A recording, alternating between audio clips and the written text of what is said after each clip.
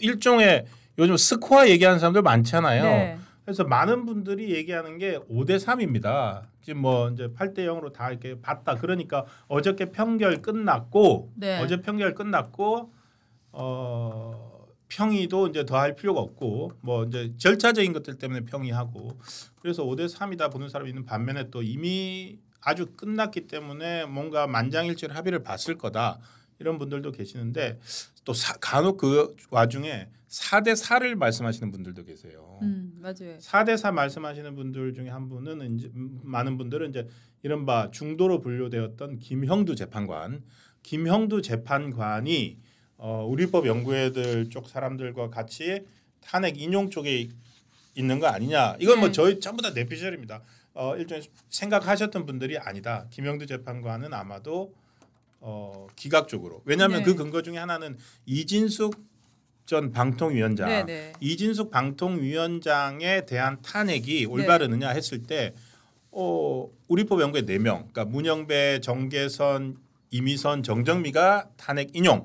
그다음에 김영두 재판관이 이쪽으로 넘어오면서 정영식, 조한창, 김영두, 김복형 이렇게 4명으로 나뉘었었는데 이번에도 그때와 같은 결과가 나올 것이다 이렇게 하시는 분들이 계세요.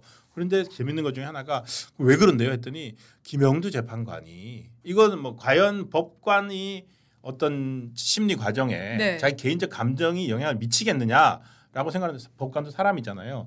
근데 김영두 재판관이 청문회 때 민주당 국회의원들한테 거의 모욕 수준으로 인간적 모멸감을 느낄 정도로 당하는 것들이 많이 있었어요. 제가 아침에 들어오기 전에 당시 청문회 영상을 쭉 이렇게 봤는데 오히려 그 민주당, 그러니까 김명수 대법원장이 추천해서 윤석열 대통령 임명한 분이잖아요. 어쨌든 김명수 시절 대법원장 추천인데 민주당 의원들이 가혹하게 하고 오히려 뭐 국민의힘 쪽에 그때 전주의 의원이나 장동혁 의원 이런 분들은 그 법리 논쟁을 벌여요. 예를 들어서 뭐 공수처에서 수사할 수 있는 범위에 뭐 어떤 게 있는데 어떻게 생각하냐 이런 걸 묻고 있는 반면에 민주당 쪽 의원들은 뭐 재산 문제 뭐 그다음에 뭐 또 이 자녀 문제도 있지 않습니까? 여러 가지로 해서 되게 가혹하게 했는데 그중에 제가 기억이 나는 게 하나가 박범계 의원 있지 않습니까?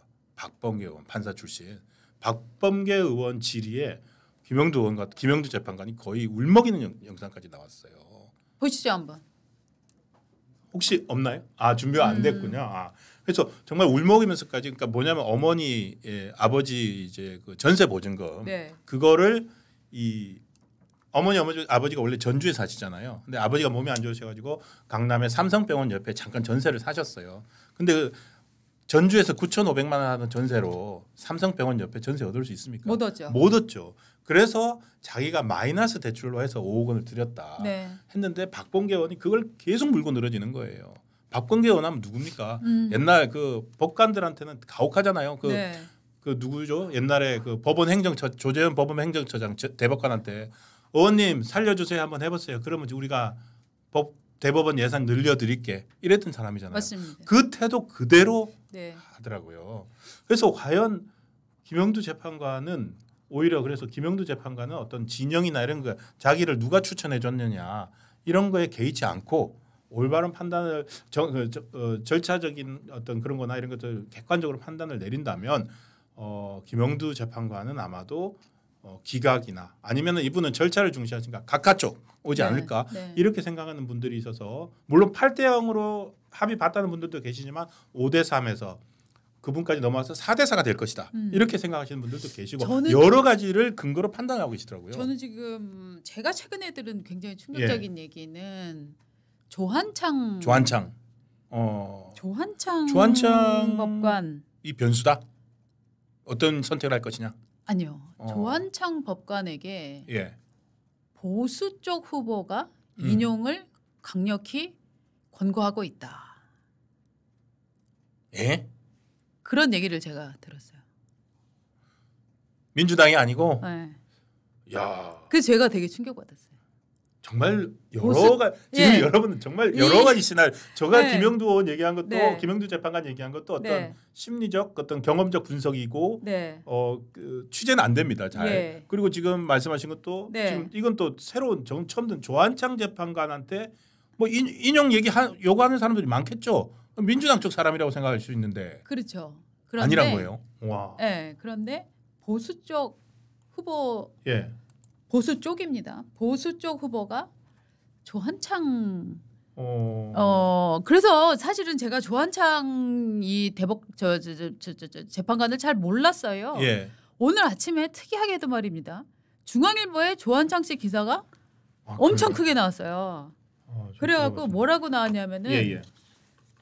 이게 지금 기각이 0에서 3까지도 조한창 하나 때문에 표가 0표에서 기각 쪽 표가 3표까지 늘어날 수 있다. 조한창이 어떤 스탠스를 서느냐에 따라서 0표에서부터 3표까지 늘어난다는 과거에 그 이쪽을 잘 아는 분의 인터뷰 요게 지금 실렸더라고요. 0표면은 8대 0이고 그렇죠. 3표면은 5대 3 기각입니다. 그렇죠. 그러니까 0표 3표는 뭐냐면은 인용이냐 기각이냐인데요. 예.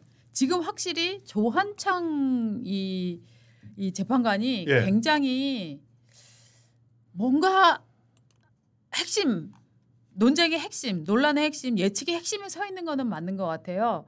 그래서 사법부의 요 한 소식통한테 얘기를 들었다라고 하면서 기자가 얘기를 했는데 이렇게 얘기를 했대요. 조한창이 움직일 수 있는 건 0표에서부터 3표까지일 수 있다. 이런 묘한 얘기를 했다는 거예요.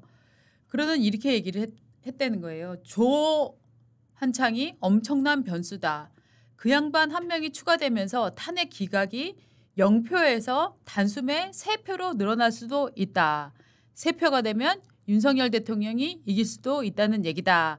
이렇게 얘기를 했었다는 거예요. 이분이 지금 처음에 재판관으로 임명될 당시에. 그러니까 이거는 지금 국면에서 얘기를 하는 게 아니라 이미 조한창이라는 사람이 얼마나 중요한 사람인지를 이미 예측을 하고 있었는데 이분은 한마디로 서울지법 부장판사 그다음에 저 재판연구관 대법원에 그다음에 서울고법판사 부장판사 서울행정법원 부장판사 하면서 정말로 서울대 법대 출신의 완전한 엘리트였다는 거예요. 그래서 엄청 잘 나갈 걸로 예상을 하고 아, 그 사람은 대법관 될 사람이야. 이런 종류의 이제 라벨이 붙여졌던 사람인데 이 양반이 계속 물을 먹었다는 거예요. 왜 물을 먹었느냐. 이 양반이 2015년에 서울행정법원 수석 부장판사였는데 통합 진보당 사건에서 그 해산 신청이 나왔잖아요. 그런데 의원들이 야 당은 해산했어도 나는 의원 지위 인정해줘야 돼. 이런 식으로 해서 소송을 또 낸 거예요. 그러면 이거는 사실은 이 행정법원은 행정 조치에 관한 거기 때문에 의원 지위에 관한 소송은 그냥 일반적인 헌법재판소나 혹은 그 일반적인 그 다른 재판 일반 재판을 통해서 해야 되는데 이거를 지금 행정재판소에서 낸 거예요. 그럼 이거는 처음부터 그냥 기각을 해야 돼요. 받아주지를 않아야 돼요. 그런데 이거를 받아주라고 누가 얘기를 했을까요? 그게 조 재판관이라는 거예요. 그게 양승태 이런 종류의 좌파 진보 진영 사람들이 분위기를 몰아가서 이거를 계속 받아주라고 얘기를 했다는 거예요.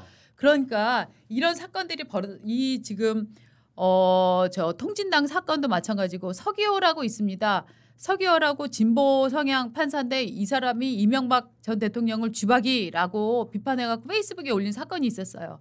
이 사람이 재임명이 거부되자 또 행정처분에 관한 소송을 냈어요. 그런데 이거 관련해서도 이런 사건들을 다 이 사람한테 몰아준 거예요. 그래서 이 양반은 아니 이거는 각하해야 되는 사건인데 아니 이거는 말이 안 되는데 이런 판단을 했던 사람이어서 일종의 진보 쪽에서 찍힌 사람인 거예요. 진보에 찍히면서부터 문재인 정부 시절에 계속 이제 물을 많이 먹은 거죠. 그런데 이렇게 물 먹은 사람을 누가 구제해 줬느냐. 이거는 한동훈 당대표 그다음에 추경호 원내대표 시절에 이 당에서 국회 추천이잖아요. 국회에서 추천을 해줬어요. 그러면은 이 사람은 누가 키웠을까나 이 사람을 누가 헌법재판관으로 키워줬을까나 이런 이제 추론이 나오는데 근데 제가 취재한 바로는 이 한동훈 대표 시절이긴 했습니다만 이분의 구명 운동을 많이 하고 이 사람에게는 이 사람 정말 똑똑한 사람이다. 헌법재판관 혹은 대법원 대법관도 할 수 있는 사람이다. 이런 인식을 갖고 정확히 이분을 밀어준 사람은 추경호 원내대표였다는 거예요. 그리고 그 전에도 윤석열 대통령이 대법관을 추천권을 행사를 하려고 명단을 볼 때도 굉장히 이미 그 전부터 명단에 올라와 있었던 사람인 거예요. 자, 지금 저는 조한창 재판관에 대해서는 저 잘 스터디가 안 돼 있어. 완전 새로운 말씀을 하셔가지고. 맞습니다. 그러니까 지금 한 명 한 명 이렇게 있잖습니까? 헌법 재판관 취재가 어렵습니다. 네. 근데 제가 말씀드리는 건 자, 이 양반 입장에서 어떤 선택을 할 거냐에 따라서 달라진다. 0표다, 3표다 얘기가 나오는 이유는 정영식 만약에 7대1 상황이었으면 정영식 재판관도 7명이나 탄핵을 인용하자 하는데 나도 그냥 끌려가야 되나 뭐 이렇게 판단할 수 있다는 거예요. 그런데 여기에 김영도가 함께 서고 혹은 김복형이 함께 서고 혹은 그 전에 먼저 조한창이 딱 아니요 이거는 절차상의 문제가 큰데요 라던가 아니요 위법사항이 있지만 위법사항이 있다고 무조건 탄핵이 되는 건 아니거든요. 위법사항의 정도가 어떠냐를 두고 그 정도가 너무나 클 경우에 대통령직을 박탈하는 겁니다. 노무현 대통령 경우에도 과거의 탄핵 시절에 위법사항이 2개가 나왔어요. 2개가 오히려 박근혜 대통령이 위법사항이 하나였고 노무현은 2개였는데 그때 위반의 정도 그 중차대성 이걸 갖고 판단을 해서 노무현은 탄핵이 기각이 됐고 박근혜 대통령의 경우에는 인용이 됐었던 거거든요. 그 재판관들이 생각하기에. 그렇기 때문에 이번에도 정도의 문제인데 이거를 조한창 씨가 아니 나도 지금 이거는 문제가 있다고 생각하는데 난 인용적인 못 써겠는데 라고 하면 그 중간에 있던 김영두나 김복형까지도 딸려올 수 있다. 그렇기 때문에 조한창 하나 때문에 0표에서 3표까지 오갈 수 있다라는 분석을 이미 이 사건이 일어나기 전에 과거에서부터 했었던 법 전문가가 있었다 하는 기사가 오늘 중앙일보 기사의 핵심입니다. 중앙일보 기사인 거죠? 네, 중앙일보 기사고. 기왕 얘기가 나왔으니까 또 다른 얘기 하나 드릴게요. 저 7대1 말씀드릴게요. 7대1 이거는 이제 좌파 사이트 쪽에서 들은 건데 7대1로 기각이에요. 자, 저희가 한덕수 국무총리 대통령 권한대 탄핵 선고 때 봤잖아요. 5대 2대 1. 그러니까 5명 기각이고 2명 각하고 1명만 인용이었어요. 그 정계선. 정계선 재판관만 인용했는데 7대 1로 각하 시나리오는 뭐냐면 자 1은 정계선이에요. 정계선 각하 인용이에요. 정계선 하나 빼고 다 각하인데 왜 그러냐? 자 문형배 이미선 재판관이 있습니다. 문형배 이미선 재판관은 누가 봐도 인용이라고 생각을 하겠죠. 그런데 방금과 똑같이 왜 정영식 재판관 뭐 김복형 재판관 이런 보수 쪽 성향의 재판관들만 야 우리 안 되니까 그럼 우리 의견을 접고 우리가 인용으로 가자. 왜 그러냐? 문형배나 이미선이 자 해봐야 5대3 교착설 그 전에 5대3 데드락 이른바 5대3 교착설이 많이 나왔었잖아요. 5대3 교착설이었는데 그 상황에서 민주당이 벌인 일이 뭡니까? 마흔역 임명하라고 한 거 외에 또 뭐 했습니까? 바로 직전에 문형배 이미선 재판관의 임기를 늘려주겠다. 문형배 이미선 재판관 임기 하는 법을 만들겠다. 그리고 뭐 이거 하면은 뭐 누구 문형배 소장시켜 줄 수 있다. 문형배 하는 헌법 재판관으로서요. 그거는 모욕이라는 거예요. 자, 민주당은 우리를 아예 자기들의 병사 심어놓은 어떤 카드처럼 생각한다. 심지어 헌법에서 정한 6년의 헌법 재판관 임기까지도 인위적으로 바꿔가지고 우리를 저렇게 한다. 야, 이렇게 우리가 5대3 문형배 소장 대행은 자기가 선고 기일을 정해야 되잖아요. 내가 이걸 안 하고 있으니까 지금 내가 이런 취급까지 받는구나. 어차피 18일까지 해야 되는 거고 저런 모욕을 당하느니 이 교착 상태를 깨자. 그래서 문형배 이미선이 오히려 교착 상태를 어차피 기각이잖아요. 5대3 데드락 교착설이 맞다면 어차피 기각이니까 그렇다면 인용으로 가겠다. 그래서 7대1로 각하가 된다. 각하로 가겠다. 그래서 7대1로 기각된다. 이런 상상은 이런 발상은 왜 못합니까? 맞아요. 그러니까 이런 발상은 왜 못하냐? 이게 뭐냐면 좌파 사이트에서 혹시 이래서 갑자기 사흘 하는 거 아니냐라고 걱정을 오히려 하는 좌파 사이트들도 있어요. 맞습니다. 제가 참 신기하게 생각을 했던 게 8대0 완전 인용이다. 그다음에 5대3 교착이다. 이렇게 나오는데 왜 보수 쪽에서는 정말 1대7이나 0대0 이건 왜 생각을 못할까? 그러니까요. 그러면은 네. 정말 많은 보수분들이 처음부터 이것은 무조건 탄핵이다. 라는 전제에서 시작을 그렇죠. 한 건가? 밑자락 깔고 네. 있는 거죠. 이게 보면 이제 박근혜 전 대통령 때 워낙에 속도전으로 밀어붙여서 우리가 절차적 정당성을 따질 겨를이 없었잖아요. 그렇죠. 예. 그때 정말 보수가 저는 굉장히 바보짓을 했다고 생각하는데 뭐 저도 굉장히 어리석었다고 생각을 하는데 그때 절차적 정당성에 대해서 정말 감히 따져보지 못했습니다.